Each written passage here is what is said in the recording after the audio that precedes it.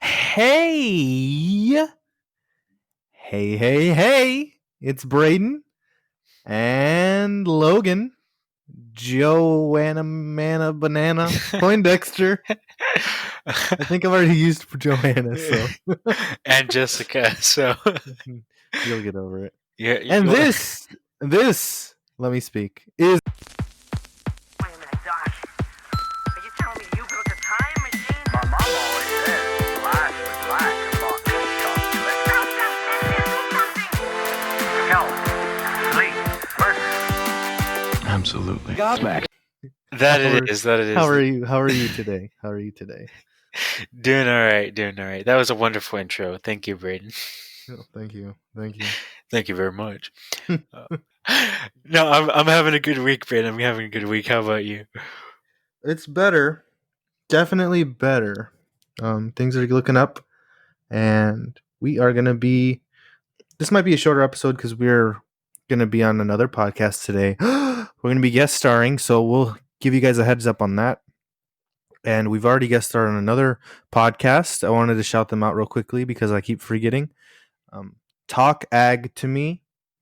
We were on an episode of theirs. It has not been released yet. It actually won't come out until September 19th. No, 16th. September 16th.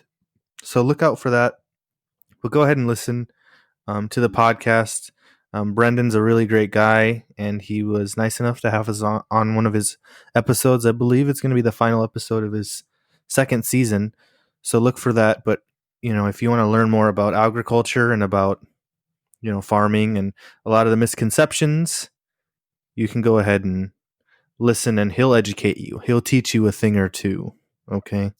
And he breaks it down. It's not just you have to be in the know for these things. He really wants to educate people and where their food comes from, as well as to have some appreciation for it, the work that's put into it. And yeah, he's definitely a great guy. Y'all should definitely check him out. Yeah, help him grow his fan base and his listener base. So, any other laundry? Any chores? No, other than just leaving comments. Yes. Let us know. Give us some feedback. How we're doing. Yeah, we're definitely growing. We're getting a lot more listeners now, and hopefully, as we appear on more and more episodes of other podcasts, to get our name out there and to spread our knowledge, that we get more listeners like you. So thank you for listening, but we do appreciate all the support you guys do and following us on our social media. Keep doing it. Let people know about us and leave comments anywhere you can. That way people know that you're enjoying what you're listening to. Just let people know and let us know too. Or if you're not, I mean, we'll accept criticism as well. I mean, yeah, leave any comment.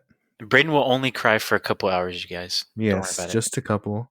Logan, on the other hand, he'll lose a whole week, but yeah, he'll but be fine. I'll get over it. Before we get started, let's go ahead and give a word to our sponsors. Hey, Logan. Yeah, Braden? Do you like looking good? Oh, Braden, I thought I always looked good. Well, now you look even better. Avise Streetwear. Now, hear me out. Uh-huh. These guys have got some sick clothing. They'll make you look even better than you think you look. Oh, I thought I've never looked better, so if that could improve, geez, I could get all the women.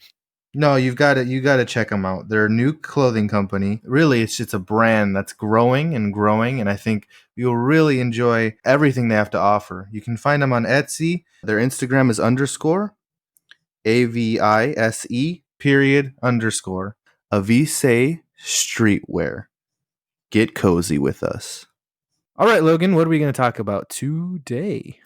So today, we had 2 weeks in a row of some pretty sad content, stuff that we needed to talk about that you've definitely been vocal about wanting to talk about. But this week we were gonna mix it up, break it up, keep things a little bit more jolly. I guess it would be the best way to put it. Light. Yeah, there you go. We're actually going to be talking about the Three Amigos, and we've both seen the movie, right? Yep. It was a comedy back in the 80s. In fact, you put it very well. It's the Nacho Libre of the 80s, right? Yeah. Yeah. Which I really enjoy, and both of us from Hispanic heritage really appreciate the this stuff in there. It's memes before memes, honestly. um, but an interesting factoid, which we talked about this a little bit last week, was that John Landis directed this movie while he was on trial for the Twilight Zone. But he had a lot to say about this movie. He told movies.com, probably the funniest moment for me when shooting was when I had the three amigos go on horseback in the desert, and I was shooting while they were wearing those ridiculous outfits. And after having been shooting for 3 weeks, Chevy objected to a line of dialogue, and he said, "I don't think I should say this." And remember, Chevy plays a character named Dusty Bottoms, so I said, "Well, why not?" He said, "Because my character would have to be a moron to say this." All I could think was, what movie was Chevy been making? So I said, "Okay, I'll give it to Marty because it's a laugh." Then Chevy said, "I'll say it." It's one of my favorite moments with an actor, which kind of tells his attitude towards his actors. His actors are giving him feedback, and he's just not taking no for an answer. Yeah. Although I have heard that Chevy Chase is a little difficult to deal with. Even more recently on the show Community, there's some stuff there where he's kind of a pain in the butt to deal with, even though he's a comedy actor, really. He's a comedian. So that could also have a lot to do with it. But, I do feel like John Landis wanted to direct this movie because it's a comedy and it was probably a really tough time. Not that, and we blamed him a lot for the deaths of three individuals, and rightly so. He still deserves a lot of blame for that. And he kind of got away with it, really. Let's be honest here. But I feel like from his perspective, this was a good film to do during this time if he was going to do a film, which I think he should have focused his attention on the trial. I think he should have put more efforts into making changes and advocating for changes in the film industry and changes for himself when it comes to protecting the actors and child actors. But, this is what he did. Yeah. Well, and he wasn't actually even originally going to direct this movie. In fact, it was slated out for Steven Spielberg to direct, which, honestly, that would have probably taken the movie in a little bit more, a different direction, probably. I Still a still think comedy, I'm but interested to see what it would have turned into. well, definitely because it would have had Bill Murray and Robin Williams to portray, and Steve Martin's still in it, to be lucky, but Bill to play as Dusty and Robin to play as Ned. So that would have been definitely an interesting movie to watch. Yeah. But, Steven Spielberg decided to make a little movie called E.T. instead. And Yeah, the rest is history. Yeah, very minor, small film. Yeah. Before we get into more facts, why don't we kind of just go into the movie? That way people understand, that those that haven't seen it, just a little bit what it's about. Not too many big spoilers, but, kind of the basic gist of the movie. Mm-hmm. Well, so basically what happens in the movie is three actors who are, they did acts together and they did stuff. And this is all during the silent film era. And Mexico was still kind of Wild West. There was, these three actors, Lucky, Dusty, and Ned, who, while trying to find work, trying to escape their, I forget what kind of antics they get into at the beginning of the movie. Well, they want a pay raise because right. they're getting kind of popular, and they've been shooting out movies left and right of those three, and they're, a lot of them are I believe are westerns. The latest one I think is a western. So yeah, they want a pay raise. They think a lot of themselves as actors, and that's kind of how it starts. Is they get kicked out of the studio because they're being disrespectful to the head honcho, the boss there at the movie studio, demanding a pay raise. So they take everything from them because everything they have, including their clothes, belongs to the studio. And I remember that scene when they're outside in their underwear, not knowing what to do. But then they get a little telegraph. Basically, a woman from a village in Mexico Yep. sees their movie, their silent film, and I guess she's not familiar with movies, She so thinks she it's a thinks, historical document. yeah, she thinks it's legit three cowboys saving the day, right? And you see at the end of the movie, they give the money back. Yep. So she asks for their help and she promises them a lot of money, even though she feels like, even though they don't have that kind of money, she thinks they're just going to give it back. They won't accept it. So she offers a huge reward for them to come and help them. Because that's what happens in all their movies, right? Because at the end, they're like, we don't accept payment because we're the three amigos. We're good guys, and that's what happens in the movie. So she thinks, oh, if we give them, we say we're going to give them all this money, they won't accept it. Just as a clarification, but go ahead, you're explaining it. Yeah.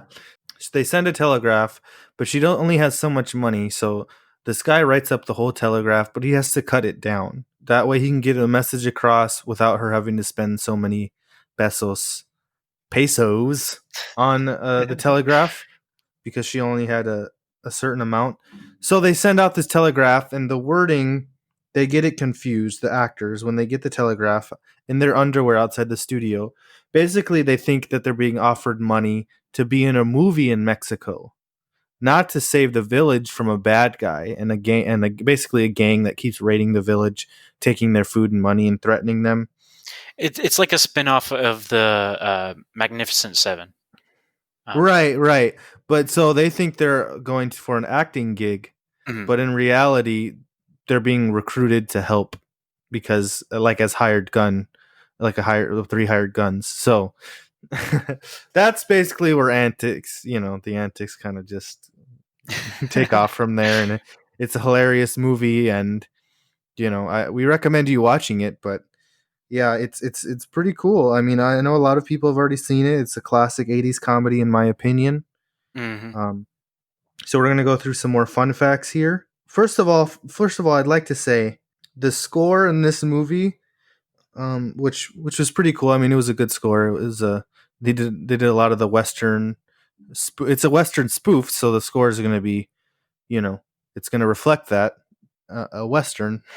So it's done by Randy Newman. Now, I know Randy Newman, he's part of the Newman brothers, who are a group of composers, or the Newman family, I should say. A group of composers, which includes David and Thomas and their father, who was huge, big time. Randy is really well known for movies like the Toy Story movies. He did the Toy Story movies, Monsters Inc., movies like that, A Bug's Life. So he's done a lot of Disney movies, and that's kind of what he's known for. But this was before all of that. And he even plays a singing bush in the movie. If you haven't seen the movie, he plays a singing bush. It's kind of funny. She'll be coming around the mountain, she'll be coming around the mountain when she comes. She'll be riding 6 white horses when she comes. She'll be riding 6 white horses when she comes. She'll be riding 6 white horses, she'll be riding 6 white horses, she'll be riding 6 white horses when she comes. Excuse me, Come on, are you the singing bush? Follow the sea with a yeah-ho, we'll blow the man down. Pay attention and listen Let me to talk me. to him. It makes Excuse sense us. time Are to you the blow singing man down. bush? Yeah-ho, blow the man down. Yeah-ho, blow the man down. Hello? Yeah-ho, Hi. blow the man down. Hi. Give me some time to blow the man down. Excuse us! Good night, ladies. Good Hey! night, ladies. Good night, ladies. We're gonna leave you now. Merrily we roll Forget it. along, roll My guess along, is roll this is the along, singing merrily bush. we roll Let's along, go summon the roll invisible swords. Some of the invisible swords. Bye, Can't believe I'm doing this.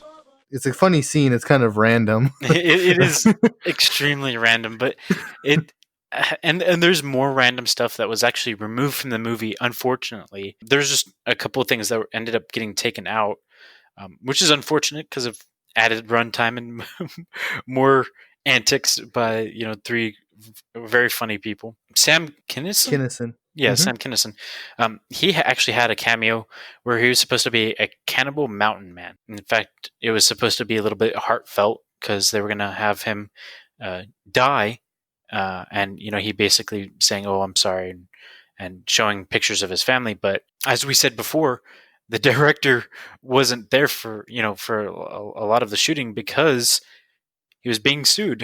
he was being sued because of his previous work. and had to deal with that. So he wasn't there for a lot of the editing. So stuff like that got cut out, and he was very bummed out by that. And also, there was another one. Yeah, Fran Drescher. Mhm. She's an actress. She was mostly prominent at the beginning of the movie, but apparently she was like a rival actress who also did her own westerns. Her role was completely cut from the film as well. And I know that John Landis, this movie would have been different if that whole Twilight Zone movie stuff hadn't happened and he still directed it. It would have been a completely different movie because he would have had a say in the editing. Mhm. And a lot of the scenes that he had filmed would be in there that were cut. So, I mean, just really an after effect of the whole Twilight Zone movie episode that we discussed a few episodes back. We do encourage you to listen to that if you haven't already. But yeah, I mean, it seems like the studio just did whatever they want with it once he was done, Yep. you know, Well, and directing it. the nice thing though is that at least Fran's little section, her bits, are still there. They're just in the extended cut on Blu-ray. Unfortunately, Sam, his cut was completely cut out, and in fact, the director even couldn't find the recording of it, so it's out there lost somewhere, among a lot of bits. So we won't even be able to see that, unfortunately. Yeah, and it's unfortunate just because Sam Kinison ended up dying in a car accident, a head-on collision.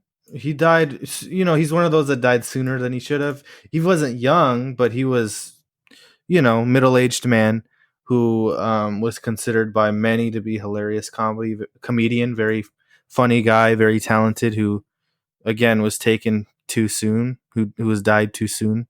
Yeah. So, I think this would have adds to the stigma of that, more lost footage of someone who's passed away far sooner than they should have. Yep. So, yeah, that's unfortunate too, really. Yep. I mean, it's one of those things where it would have been a totally different movie if we gotten Steven Spielberg to direct it, and we wouldn't have gotten E.T. But yeah, I mean, if we still got a decent movie though. I mean, I think it was hilarious. Yeah. Well, it's funny because even after Spielberg dropped out, the cast still changed because after he dropped out, Robin Williams wasn't going to be in it anymore. Neither was Bill Murray. Yep. Instead, the cast was going to be Belushi and Aykroyd, John Belushi and Dan Aykroyd, with Steve Martin. Now, Steve Martin was going to be in it the whole time because he wrote part of the script. He was part writer, so that was never going to change. But John Belushi and Dan Aykroyd ended up dropping out. Well, John Belushi passed away before the filming of the movie, a few years before actually, because this movie was kind of in the making for a while. So unfortunately, John Belushi died of a drug overdose, and then just Dan Aykroyd dropped out eventually, and so for the role of Ned, they were gonna have John Candy, who we all know John Candy, classic '80s comedy actor, which a lot of these guys are, of course. Unfortunately, he couldn't do it, and Rick Moranis was also gonna do it. John Candy dropped out because I guess he was too big to ride a horse. Yeah, That's the story. Which he ended up being in a movie and he rode a horse anyways. I forget which movie it was, but He was or it might have actually been in a a show. few movies. He was in a few movies where he rode a horse, which is weird. And I don't want to go off topic too much here, but his last movie, Wagons East, which is a really terrible movie. I mean, I watched it even as a kid. Yeah. It's also a Western comedy, by the way. Just to watch it because it's John Candy's last or one of his last movies. It was the last movie he filmed, not the last one that was released. But it was one of his last movies, and it's supposed to be a comedy. And he plays a cowboy. He rides a horse in that movie too. It's a terrible movie. I knew that when I was a kid, but it's just interesting because he could have been in the movie. Yeah. I guess I don't know who said he was too big to ride a horse, but anyways, he ended up recommending Martin Short, who ended up being in the final, version of the movie, of course. But this was Martin Short's first movie. I don't know if anyone knew that. Oh, it was Delirious, actually. Just on a side note, he was in that 1991 film Delirious, where he could be seen riding a horse. So, yeah, no idea why he was cut, but it ended up working out because Martin Short ended up being there, and him and Steve Martin ended up becoming close friends, and they started doing comedy skits together. I don't know if you saw that they did a Netflix show together. Yeah. Yeah, so I mean, it It's- ended up working out for him. yeah, they became good friends. Yep. And rightly so. I think Martin Short is a funny guy. They're all This is funny. Steve Martin. Yeah, yeah, yeah. As far as Chevy Chase, me personally, not a huge fan of him. I do like some of his movies, some of his roles. Um, I think I would have preferred to see some of the other guys in the role, honestly. You know how, and I was kind of talking to Logan about this before we recorded. There's always certain movies and certain roles where you just can't see anyone else playing them, right? Like, you can't see anyone else playing the Heath Ledger Joker in The Dark Knight, right? Obviously, there's other people that have played Joker, but you can't see anyone else in that role and for that movie. Yep. And even other movies, you can't see. We talked about it before. You can't see anyone else but Michael J. Fox play Marty McFly, Yep. right? You can't see anyone else but Christopher Lloyd play Doc. In this movie, I think it's one of those instances where I would have actually liked to see different versions of the movie. What these other comedians would have brought to it. That just piques my interest. I would have liked to see that just because there were so many that were going to be cast in that role. Yeah. That I just I would have liked to see. Of course, I'm a huge Robin Williams fan. We have an episode on him. Yeah. I would have liked to see him in this movie. I think that would have been hilarious because he's hilarious. Especially what his dynamic would have been with Steve Martin, because they're very similar in their comedy, but they have like different ways about going about it, I guess is the best way I could explain it. I don't know. I think that would have been, they would have jumped off of each other, bounced back and forth really, fast. And then Bill Murray with his cracked one-liners all the time. It would have been a very entertaining movie for sure. Have they ever been in a movie together? I don't think they ever have. I don't think they have.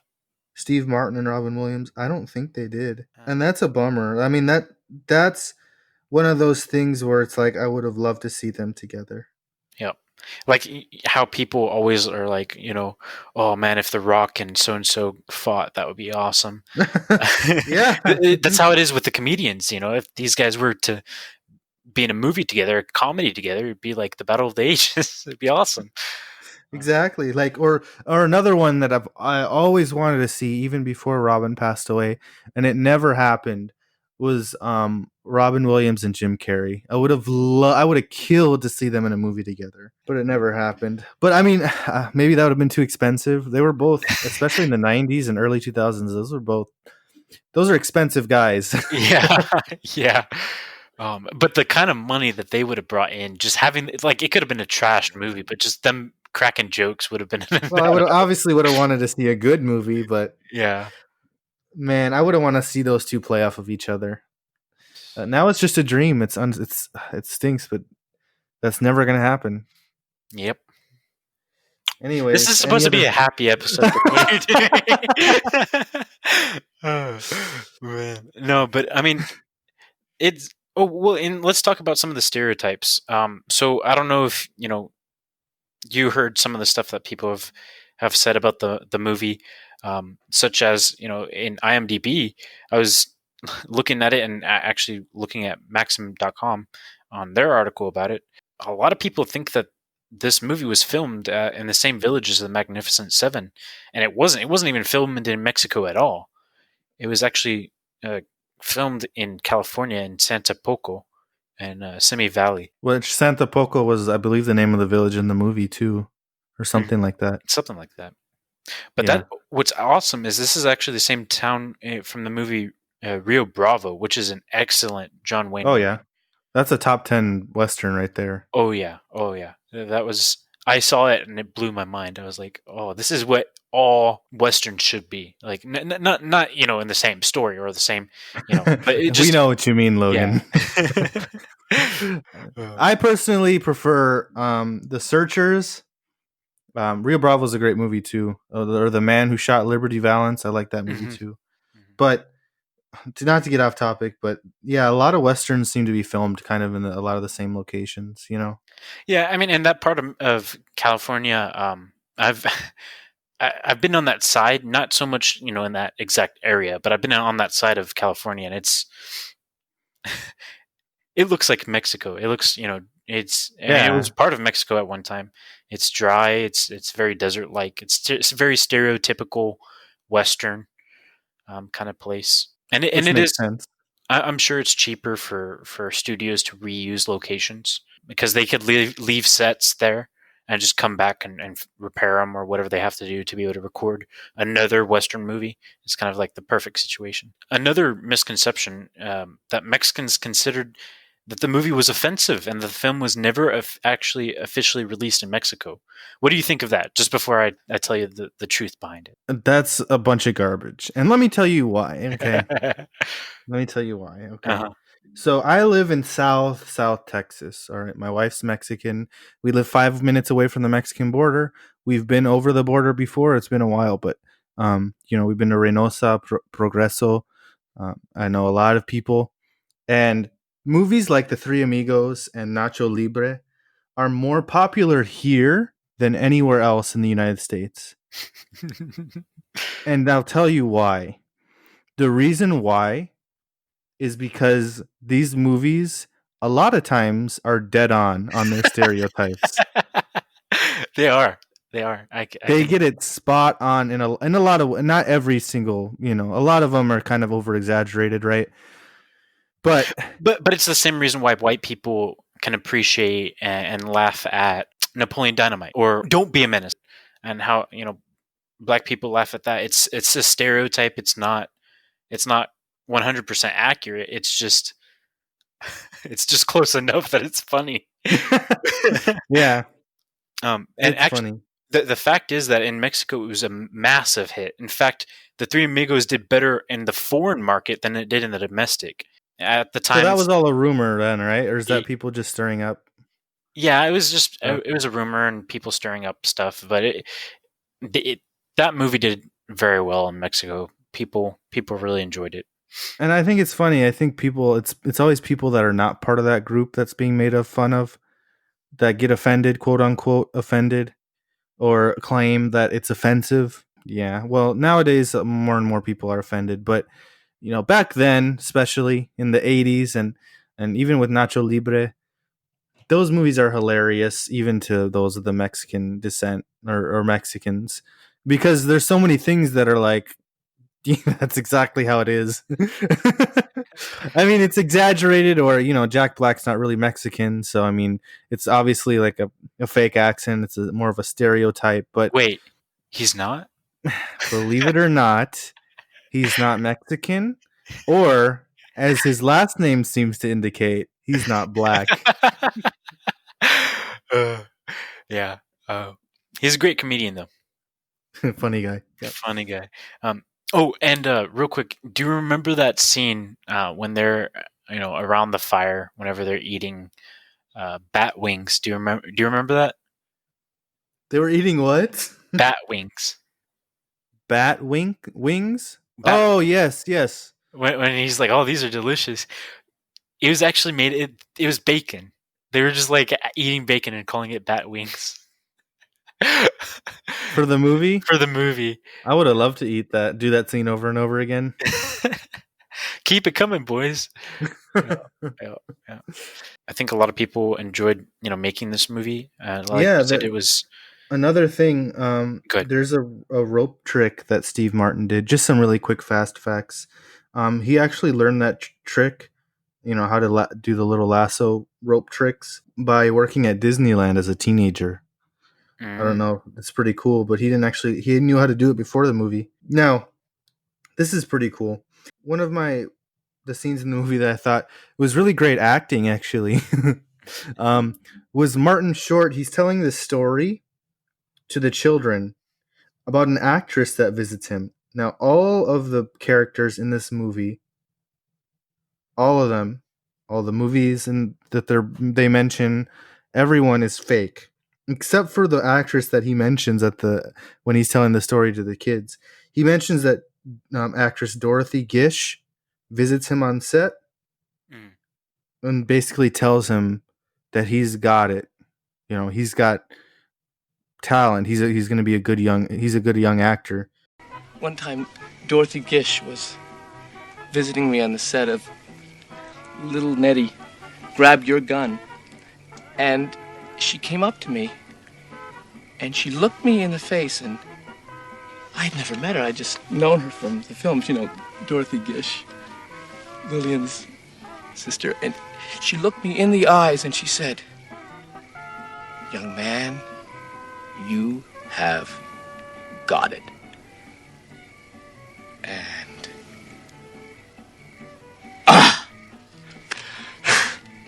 Dorothy Gish. It's a true story. Dorothy Gish was a real actress during this era, the silent movie era. She was an actress and a director. And her sister's actually more well known, Lillian Gish, who was an Oscar nominated actress. So I just thought that little tidbit was cool because I knew the name sounded familiar in the movie, but it did stand out to me because everyone else was fake. So it's like, is it completely fiction or it's just a little tidbit that Martin Short added? And I think it was pretty cool. It was pretty cool. Yep. Yep. And there's a lot of movies that are kind of like this movie. I think this is one of the first ones. Not the first. I mean, when it comes to spoof and parodies, it's not the first movie. But I mean, movies like Galaxy Quest and Tropic Thunder, where movie stars accidentally end up in real danger. This was really the first one, at least well known. Yeah, at least the best. I think, and then there might be another one out there that I haven't seen or haven't even heard about. But at least in my opinion, the first one that was done very well, that made sense and was congruent. Yeah. In fact, John Landis said, if Galaxy Quest wasn't so funny, it would probably bother me more.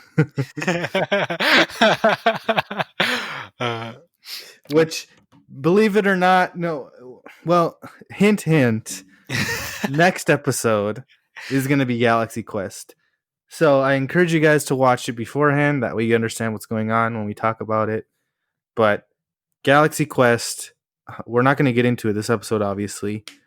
But that is such an underrated and great movie. Not just as a Star Trek parody, but as a comedy. It is fantastic. I cannot recommend that movie enough because it's great. It's hilarious. It's family friendly. I can really recommend it to pretty much everyone. So, yeah, that's what we're going to do next episode. Anything else? Steve Martin, in his character, he thought that his own character was going to be the biggest diva out of the group. So he sees himself as a leader, which is a lot more apparent in the deleted scenes, supposedly. And I've never owned the Blu-ray version of the movie, so I don't. I do have it. Mhm. I don't know about an extended cut. I mean, maybe I missed it. I haven't seen that yet, and I haven't watched any of the deleted scenes yet. I'm sure the deleted scenes are on YouTube, though. No, Probably, actually, yeah, you're right. You're right. We have technology. We're not cavemen. We have technology. Dude, I haven't even seen. The thing is, I haven't even touched a Blu-ray player in probably like 2 years, honestly. Yeah, well, they were pretty big when they came out, and then you got the PlayStation 4, and Yep. now you have everything's digital. Yep. But anyways, But no, I think I that's think- about it. Yeah, it was a good short episode. As mentioned, it's going to be a little shorter today, just because we're gonna, I want you guys to listen to the episode. We're going to be on another podcast. The name of the podcast is Cinebros. Cinebros. Okay, and the episode is going to be on the movie Edward Scissorhands. It should be coming out shortly after this episode, if it's not out already, as you're listening to this. But go ahead and give them a listen. I don't know how it's going to go because it hasn't happened yet.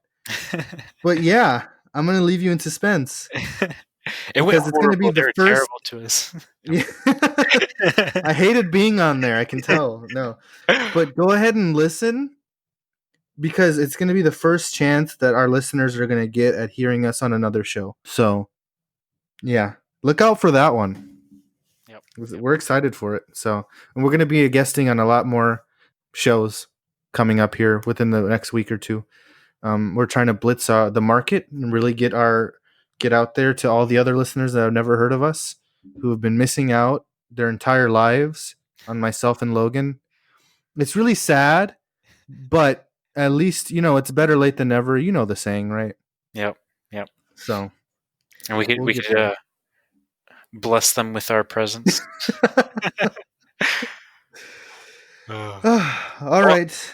Yep. Just in ahead. time for my bedtime, not really, because we have another episode to record. Yeah. We'll take a nap, maybe. Maybe. Okay.